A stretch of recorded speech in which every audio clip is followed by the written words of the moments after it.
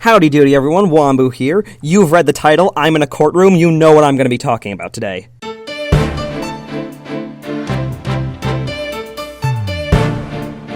I am excited.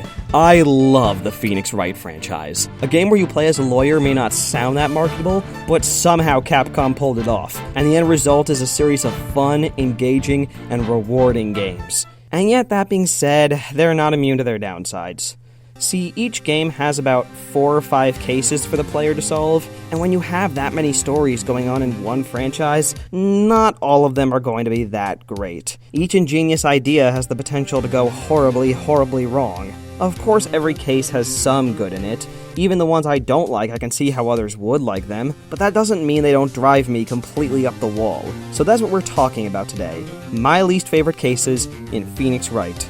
Only one rule, I'm going to be singling out one case from each of the 5 main games. That means no Edgeworth spin-off games or crossovers with Professor Layton. Just one from each of these 5 games. That said, will number 5 please take the stand?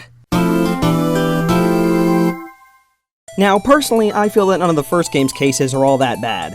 At the very worst, they're a little mediocre and kind of annoying, but I honestly don't feel any of them are worth getting too mad over. Take this with a grain of salt, but I'm going with Turnabout Sisters. In all honesty, this case would be a contender for one of my favorite cases in the series. It starts off with your mentor Mia coming down with a teeny tiny case of blunt force trauma, which right off the bat makes this case pretty personal. And with that comes the introduction of her sister Maya, who is awesome, and also ends up being the defendant for the first half of the case. From there, you get to conduct your first ever investigation in the series, and it's your first time in court without having someone to hold your hand through everything. It feels great, and while it's pretty easy, it still feels super rewarding. Up until the ending, which sours it completely. See, when you actually get Mia's killer up on the witness stand, he's pretty underwhelming. He's just as stupid as the guy from the first case, but you know, whatever. You have him in court now. This guy made fun of you, punched you, got you arrested, and killed your mentor. And now you're about to obliterate him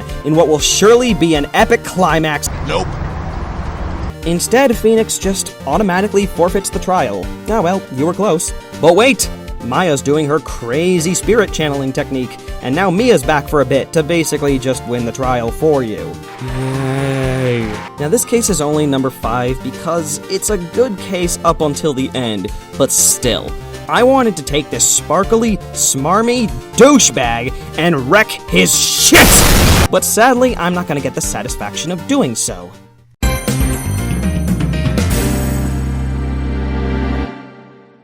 I can't really get mad at Dual Destinies either. Once again, none of the cases in the game are really that bad, but hey, every game in the series has at least one case that's basically just filler, and it's this trend that puts the monstrous Turnabout on the list. You'd think a case that deals with yokai, nine-tailed foxes, and wrestlers would be pretty sweet. Hell, I've featured some of those things on my previous lists, and yet somehow this case is weirdly ordinary compared to the other cases in the game. To be fair, it gets points for being the case that introduced Athena Sykes, Detective Fulbright, and Simon Blackwell. Also, the setting is pretty decent, and I enjoy the case from a conceptual standpoint. There's a town and a village based on a battle held between 2 mythical creatures, one of which was supposedly locked in a chamber, and as the 2 mayors meet to discuss the merging of both the towns, they both get slipped the sleepy pills, and one of them ends up dead. It's a pretty interesting setup, at least. Unfortunately, almost all the characters are pretty annoying since their personalities are all based around 1 or 2 quirks. This chick right here is gonna slap a warding charm onto me because it's her shtick, and it'll never get old ever. Also, she sleepwalks, but that's really not important in the slightest. There's also the Tanuki man that steals shit. Now, they aren't really all that bad, I can tolerate them in small doses, but it's certainly not helped by the investigations, which are pretty boring and feel agonizingly long for some reason. Also not helped by the fact that we know the mystery of who the killer is before even starting the case. The case picks up some during the trials, but even though there are a lot of twists, the story really isn't that exciting.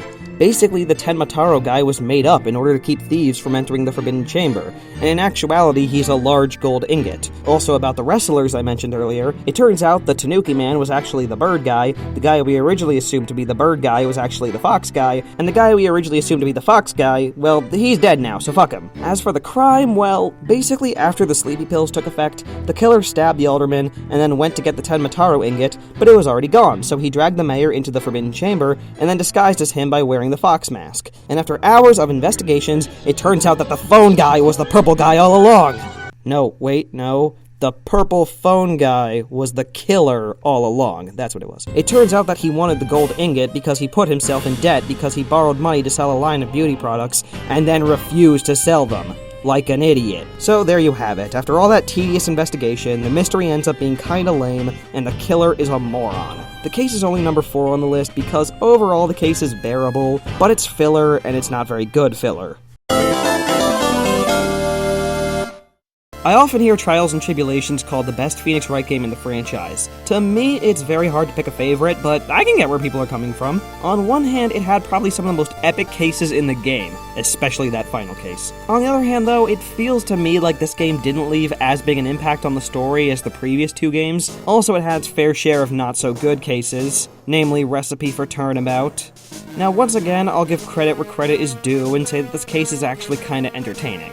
It's got a couple funny moments, and it's kind of amazing in how absurd it is. Also, like with Turnabout Sisters, this case gets personal pretty quickly. You see, the bad guy in this case disguised as Phoenix Wright, and made him look like an ass in court. Despite the good aspects, though, this case is frustrating as hell. The first reason is because of the witnesses. For the first half of this case, these characters never shut up, despite the fact that most of them are either unreliable or just flat out lying to you. Hell, the first trial is basically spent just damaging this old guy's credibility. It's boring, and it doesn't amount to much. The only character I actually kinda liked was Viola Cadaverini. She had a cool design and interesting backstory, and I was kind of interested to see where they would take her character. But you don't even get to cross-examine her, so what becomes of her? I have no idea. You just break her psyche locks, and you never see her again. Just like, hey, here's my backstory. See ya. The one character I wanted to talk to, and she just vanishes off the face of the earth. Now, the case picks up a bit when the big bad starts getting more involved, but then comes another big problem. Everyone in this case is a moron. I know the idea is that the court system is supposed to be flawed since it's heavily stacked against the defense,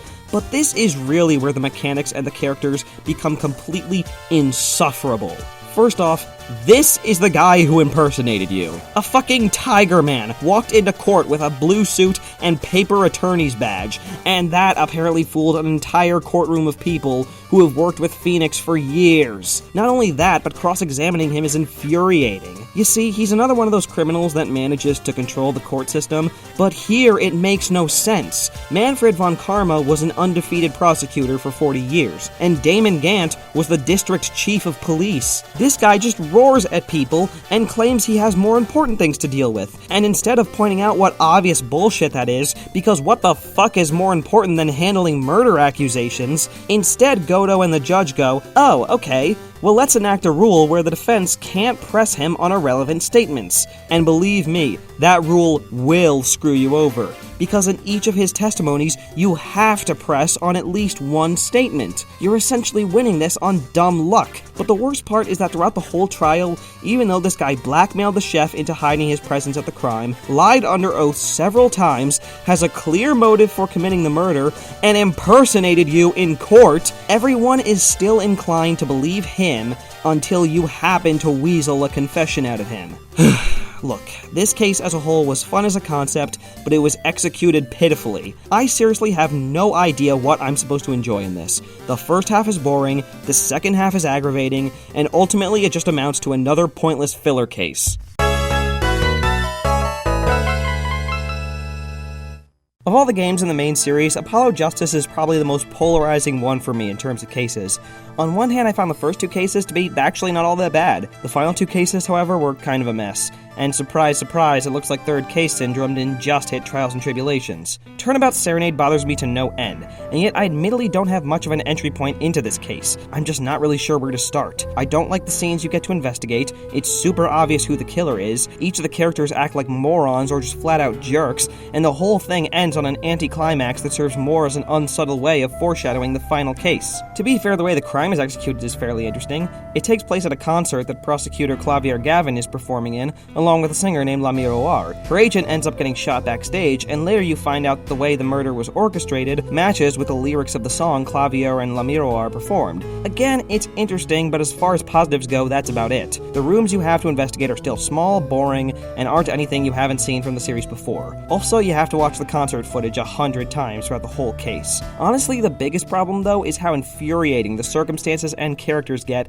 as the case unfolds. First off, we have Machi Tobaye. He's a 14-year-old kid who everyone thinks is blind, and he's the one accused of shooting the agent with a .45 caliber revolver. Let me put this into perspective. The police believed a 14-year-old blind kid shot a man with a gun that would dislocate his shoulder if he actually fired it, fled into an air vent on the ceiling, then randomly came back to carry the body of a guy 3 times his size to the center of the concert stage without being spotted by anyone else on the building, and then spontaneously passed out. Yes, Machi turns out to not be blind, and yes, he does turn out to be an unwilling accomplice to the murder, but it doesn't change the fact that he was accused under the most ridiculous of circumstances. But of course, who can argue with such logic as, "The killer missed one of his shots. He must be blind."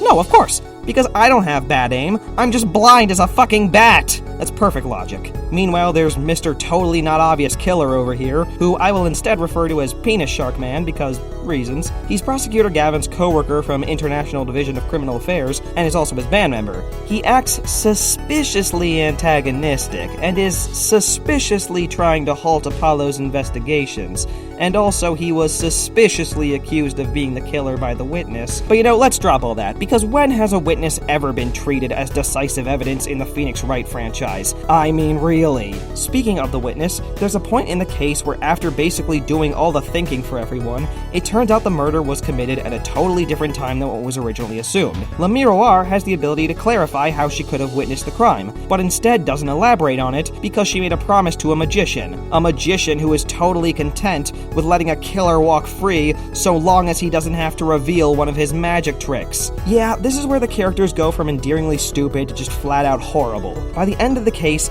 it is completely evident that Shark Penis Man is the killer, and Machi was an accomplice.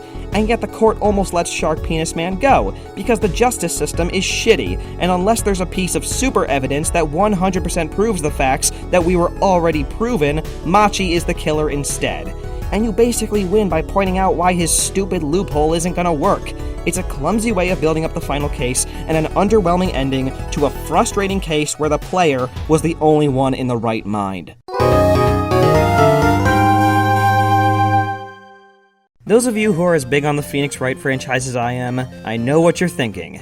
He still hasn't talked about the second game yet, Justice for All. Obviously, he's going to talk about the circus level. After all, everyone hates that case. Well, I'm not everyone, and no, not everyone hates that case. I do, though.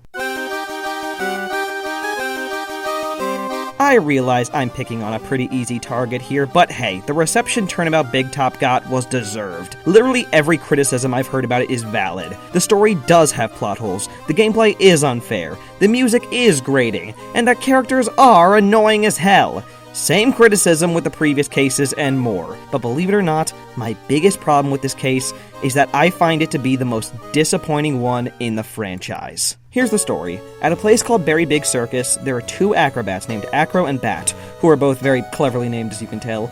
Bat develops a crush on Regina, the daughter of the circus's ringmaster. She plays a frankly stupid prank that ends with Bat getting put into a coma after being bitten by a lion. 6 months later, Regina's father, Russell Berry, is murdered, and a magician who works at the circus named Maximilian Galactica is accused of being the killer. Of course it wasn't him, though. The real killer is Acro. He was mad at Regina for making light of the incident with his brother and attempted to kill her, but ended up killing her father instead. To me, this isn't really a bad concept in some ways. There's some things I actually really like about it. What I like especially is how the murder was an accident. The person who died was loved and respected by everyone around him, and for once in the franchise we could actually see the way someone's death affects those close to them. We could see the way these fun characters react, how they would cope, how their family dynamic would deviate more towards distrust in one another. But that's not what we got. What we got instead was a case where every side character was comic relief, telling dumb jokes, being only concerned about themselves, and not showing any real indication that they even give a damn,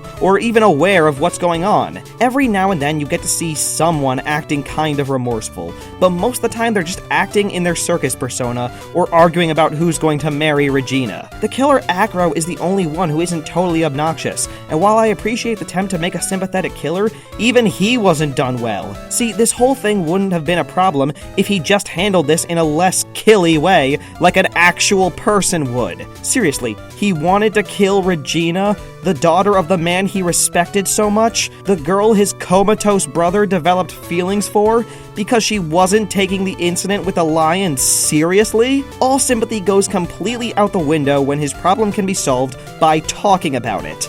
That's what happens during the last trial, and I'd say it works pretty damn well. Now, by the end of the case, you start to see a bit of that family dynamic shine through. They show a bit of remorse for Russell Berry's death, and they even support each other in small ways, but by that point, these characters have been too grating for too long.